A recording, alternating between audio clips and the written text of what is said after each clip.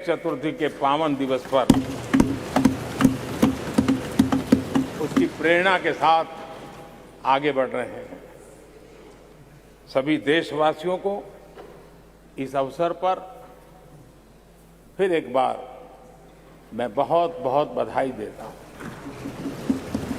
आदरणीय अध्यक्ष जी, आज संवत्सरी का भी पर्व है। ये अपने आप में एक अद्भुत परंपरा है। इस दिन को एक प्रकार से क्षमा वाणी का भी पर्व कहते हैं। आज मिच्छामि दुक्कड़म कहने का दिन है। ये पर्व मन से, कर्म से, वचन से अगर जाने अनजाने किसी को भी दुख पहुंचाया है तो उसकी क्षमा याचना का अवसर है। मेरी तरफ से भी पूरी विनम्रता के साथ, पूरे हृदय से आप सभी को, सभी सांसद सदस्यों को और सभी देशवासियों को मिच्छामि दुक्कड़म। आज जब हम एक नई शुरुआत कर रहे हैं तब हमें अतीत की हर कड़वाहट को भुलाकर आगे बढ़ना है। इस स्पिरिट के साथ जब हम यहां से हमारे आचरण से, हमारी वाणी से, हमारे संकल्पों से जो भी करेंगे, देश के लिए, राष्ट्र के एक एक नागरिक के लिए वो प्रेरणा का कारण बनना चाहिए और हम सबको इस दायित्व को निभाने के लिए भरसक प्रयास भी करना चाहिए। आदरणीय अध्यक्ष जी, ये भवन नया है, यहां सब कुछ नया है, सारी व्यवस्थाएं नई हैं। यहां तक आपके सब साथियों को भी आपने एक नए रंग रूप के साथ प्रस्तुत किया है।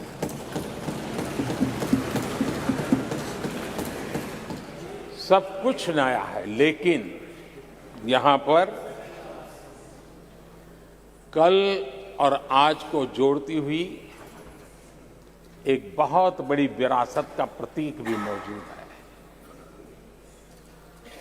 वो नया नहीं है, वो पुराना है और वो आजादी की पहली किरण का स्वयं साक्षी रहा है, जो आज अभी हमारे बीच उपस्थित है।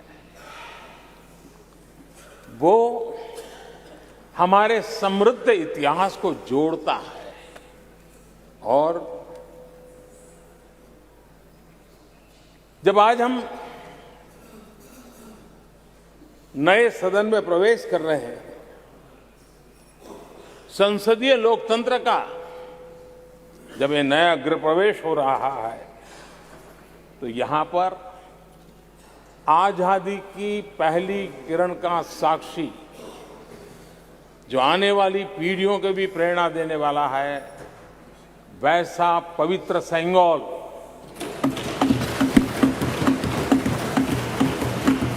और ये वो सेंगोल है जिसको भारत के प्रथम प्रधानमंत्री पंडित नेहरू का स्पर्श हुआ था। ये पंडित नेहरू के हाथों में पूजा विधि कर करके आजादी के पर्व का प्रारंभ हुआ था और इसलिए एक बहुत महत्वपूर्ण अतीत को उसके साथ ये सेंगोल हमें जोड़ता है। तमिलनाडु की महान परंपरा का वो प्रतीक तो है ही, देश को जोड़ने का भी, देश की एकता का भी वो प्रतीक है। और हम सभी माननीय सांसदों को हमेशा जो पवित्र सेंगोल पंडित नेहरू के हाथ में शोभा देता था, वो आज हम सब की प्रेरणा का कारण बन रहा है। इससे बड़ा गर्व क्या हो सकता है। आदरणीय अध्यक्ष जी, नए संसद भवन की भव्यता आधुनिक भारत के महिमा को भी मंडित करती है। हमारे श्रमिक, हमारे इंजीनियर्स, हमारे कामगारों, उनका पसीना इसमें लगा है और कोरोना काल में भी उन्होंने जिस लगन से इस काम को किया है, क्योंकि मुझे कार्य जब चल रहा था तब उन श्रमिकों के बीच आने का बार बार मौका मिलता था और खास करके मैं उनके स्वास्थ्य को लेकर के उनसे मिलने आता था। लेकिन ऐसे समय भी उन्होंने इस बहुत बड़े सपने को पूरा किया। आज मैं चाहूँगा कि हम सब हमारे उन श्रमिकों का, हमारे उन कामगारों का, हमारे इंजीनियर्स का हृदय से धन्यवाद करें, हृदय से, क्योंकि उनके द्वारा निर्मित भावी पीढ़ियों को प्रेरणा देने वाला है। और 30,000 से ज्यादा श्रमिक बंधुओं ने परिश्रम किया है, पसीना बहाया है इस भव्य व्यवस्था को खड़ी करने के लिए, और कई पीढ़ियों के लिए ये बहुत बड़ा योगदान है। माननीय अध्यक्ष जी, मैं उन श्रमयोगियों का नमन तो करता ही, लेकिन एक नई परंपरा का प्रारंभ हो रहा है, इसका मुझे अत्यंत आनंद है। इस सदन में एक डिजिटल बुक रखी गई है, जिस डिजिटल बुक में उन सभी श्रमिकों के पूरा परिचय इसमें रखा गया है, ताकि आने वाली पीढ़ियों को पता चलेगा कि हिंदुस्तान के किस कोने से कौन श्रमिक ने आकर के इस भव्य इमारत को, यानी उनके पसीने को भी अमरत्व देने का प्रयास इस सदन में हो रहा है। ये एक नई शुरुआत है, शुभ शुरुआत है और हम सब के लिए गर्व की शुरुआत है। मैं इस अवसर पर 140 करोड़ देशवासियों की तरफ से, मैं इस अवसर पर लोकतंत्र की महान परंपरा की तरफ से हमारे इन श्रमिकों का अभिनंदन करता हूं। आदरणीय अध्यक्ष जी, हमारे यहां कहा जाता है, यत् भावो तद् भवति, और इसलिए हमारा भाव जैसा होता है वैसे ही कुछ घटित होता है। यद् भावो तद् भवति, और इसलिए हम जैसी भावना करते हैं और हम जैसी भावना करके प्रवेश किया है, मुझे विश्वास है भावना भीतर जो होगी हम भी वैसे ही खुद भी बनते जाएंगे, और वो बहुत बड़ी स्वाभाविक है। भवन बदला है, मैं चाहूंगा भाव भी बदलना चाहिए, भावना भी बदलनी चाहिए।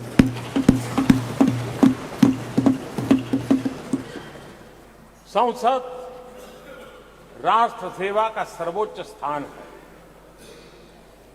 ये संसद दलहित के लिए नहीं है। हमारे संविधान निर्माताओं ने इतनी पवित्र संस्था का निर्माण दलहित के लिए नहीं, सिर्फ और सिर्फ देश हित के लिए किया।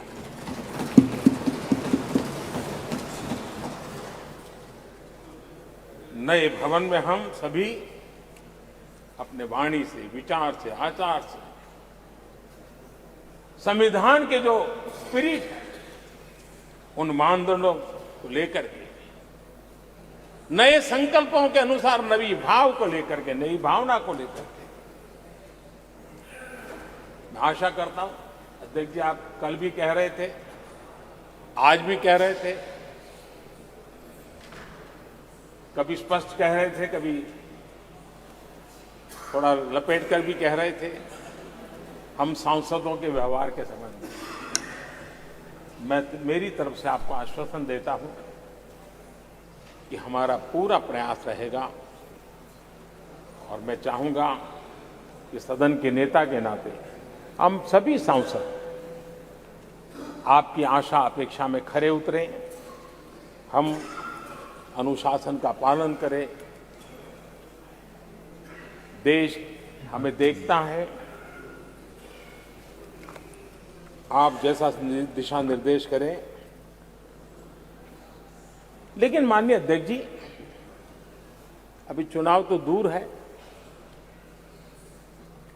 और जितना समय हमारे पास बचा है इस पार्लियामेंट के, मैं पक्का मानता हूं कि यहां जो व्यवहार होगा ये निर्धारित करेगा कि कौन यहां बैठने के लिए व्यवहार करता है और कौन वहां बैठने के लिए व्यवहार करता है। जो वहां ही बैठे रहना चाहता है उसका व्यवहार क्या होगा और जो यहां आकर के भविष्य में बैठना चाहता है उसका व्यवहार क्या होगा, इसका फर्क बिल्कुल आने वाले महीनों में देश देखेगा और उनके बर्ताव से पता चलेगा, ये मुझे पूरा विश्वास है। आदरणीय अध्यक्ष जी, हमारे यहां वेदों में कहा गया है, सम्यच्चः सब्रता भूत्वा वाचम वदत भद्रया, अर्थात हम सब एक मत होकर, एक समान संकल्प लेकर कल्याणकारी सार्थक संवाद करें। यहां हमारे विचार अलग हो सकते हैं, विमर्श अलग हो सकते हैं, लेकिन हमारे संकल्प एकजुट ही होते हैं, एकजुट ही रहते हैं और इसलिए हमें उसकी एकजुटता के लिए भी भरपूर प्रयास करता रहना चाहिए। आदरणीय अध्यक्ष जी, हमारी संसद ने राष्ट्रहित के तमाम बड़े अवसरों पर ही इसी भावना से काम किया है। न कोई इधर का है न उधर का है, सब कोई राष्ट्र के लिए करते रहे। मुझे आशा है इस नई शुरुआत के साथ इस संवादीय के वातावरण में और इस संसद के पूरे डिबेट में हम उस भावना को जितनी ज्यादा मजबूत करेंगे, हमारी आने वाली पीढ़ियों को अवश्य हम प्रेरणा देंगे। संसदीय परंपराओं की जो लक्ष्मण रेखा है, उन लक्ष्मण रेखा का पालन हम सबको करना चाहिए और वो स्पीकर महोदय की अपेक्षा को हमें जरूर पूरा करने की कोशिश करनी चाहिए। आदरणीय अध्यक्ष जी, लोकतंत्र में राजनीति, नीति और शक्ति का इस्तेमाल ये समाज में प्रभावी बदलाव का एक बहुत बड़ा माध्यम होता है और इसलिए स्पेस हो या स्पोर्ट्स हो, स्टार्टअप्स हो या सेल्फ हेल्प ग्रुप हो, हर क्षेत्र में दुनिया भारतीय महिलाओं की ताकत देख रही है। G20 की अध्यक्षता, विमेन लेड डेवलपमेंट की चर्चा, आज दुनिया इसका स्वागत कर रही है, स्वीकार कर रही है। दुनिया समझ रही है कि सिर्फ महिलाओं के विकास की बात इनफ नहीं है।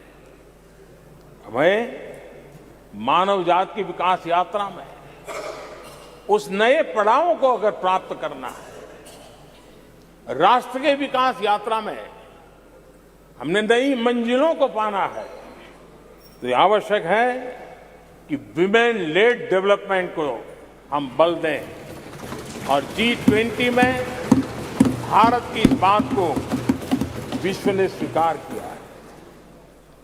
महिला सशक्तिकरण की हमारी हर योजना ने महिला नेतृत्व करने की दिशा में बहुत सार्थक कदम उठाए हैं। आर्थिक समावेश को ध्यान में रखते हुए जनधन योजना शुरू की। 50 करोड़ लाभार्थियों में से भी अधिकतम महिला बैंक अकाउंट के धारक बनी है। ये अपने आप में बहुत बड़ा परिवर्तन भी है, नया विश्वास देता है। जब मुद्रा योजना रखी, ये देश गर्व कर सकता है कि उसमें बिना बैंक गारंटी 10 लाख रुपए की लोन देने की योजना और उसका लाभ पूरे देश में सबसे ज्यादा महिलाओं ने उठाया। महिला एंटरप्रेन्योर का एक पूरा वातावरण देश में नजर आया। पीएम आवास योजना, पक्के घर, ये भी उसकी रजिस्ट्री ज्यादातर महिलाओं के नाम हुई, महिलाओं का मालिकाना हक बना। आदरणीय अध्यक्ष जी, हर देश की विकास यात्रा में ऐसे माइलस्टोन आते हैं जब वो गर्व से कहता है कि आज के दिन हम सब ने नया इतिहास रचा है। ऐसे कुल पल जीवन में प्राप्त होते हैं। और आदरणीय अध्यक्ष जी, नए सदन के प्रथम सत्र के प्रथम भाषण में मैं बड़े विश्वास और गर्व से कह रहा हूं कि आज की ये पल, आज का ये दिवस, संवत्सरी हो, गणेश चतुर्थी हो, उससे भी आशीर्वाद प्राप्त करते हुए इतिहास में नाम दर्ज करने वाला समय है।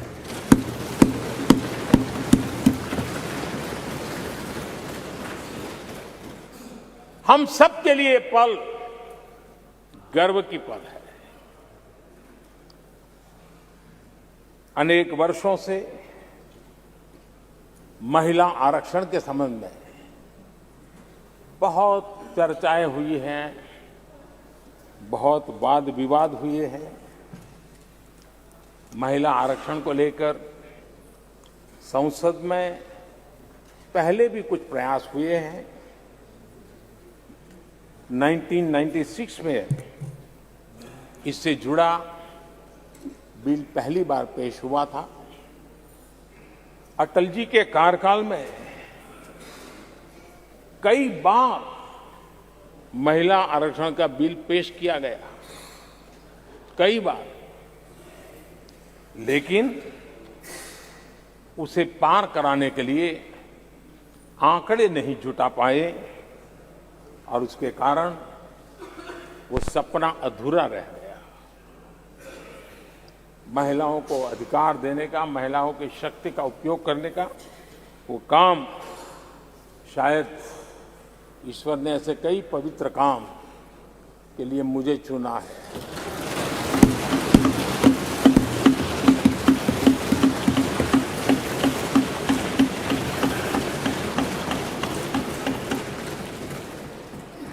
एक बार फिर हमारी सरकार ने इस दिशा में कदम बढ़ाया है। कल ही कैबिनेट में महिला आरक्षण वाला जो विधेयक है उसको मंजूरी दी गई है।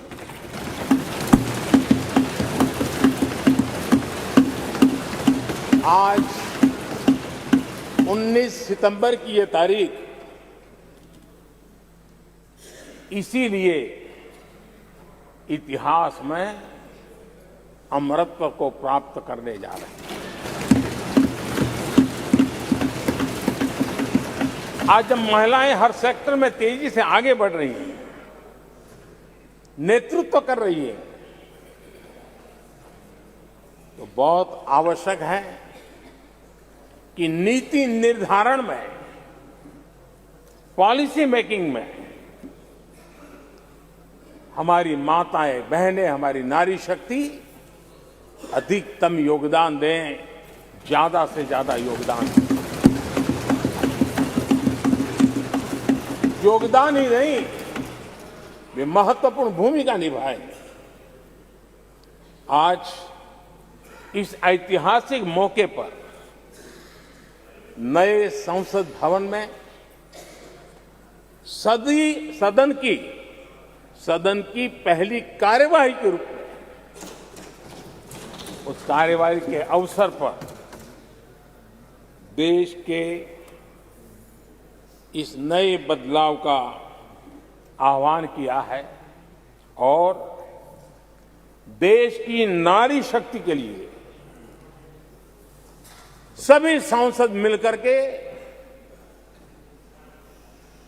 नए प्रवेश द्वार खोल दें, इसका आरंभ हम इस महत्वपूर्ण निर्णय से करने जा रहे हैं। विमेन लेड डेवलपमेंट के अपने संकल्प को आगे बढ़ाते हुए हमारी सरकार आज एक प्रमुख संविधान संशोधन विधेयक प्रस्तुत कर रही है। इस विधेयक का लक्ष्य लोकसभा और विधानसभाओं में महिलाओं की भागीदारी का विस्तार करने का है। नारी शक्ति वंदन अधिनियम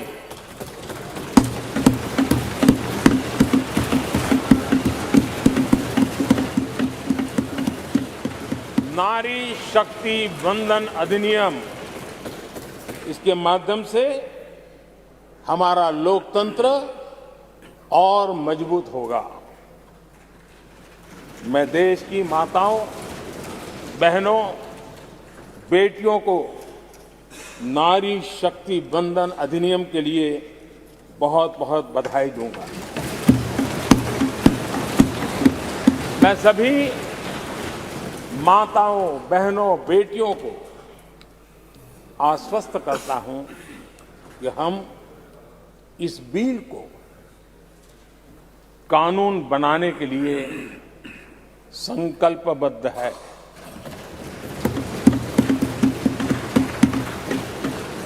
मैं इस सदन में सभी साथियों से आग्रहपूर्वक निवेदन करता हूं, आग्रह भी करता हूं, और जब एक पावन शुरुआत हो रही है, पावक विचार हमारे सामने आया है, तो सर्वसम्मति से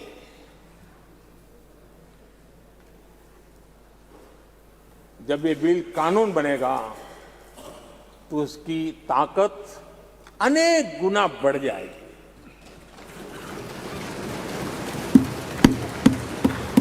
और इसलिए मैं सभी माननीय सांसदों से, दोनों सदन के सभी माननीय सांसदों से इसे सर्वसम्मति से पारित करने के लिए प्रार्थना करते हुए आपका आभार व्यक्त करता हूं कि इस नए सदन के प्रथम सत्र में मुझे आपने मेरी भावनाओं को व्यक्त करने का अवसर दिया।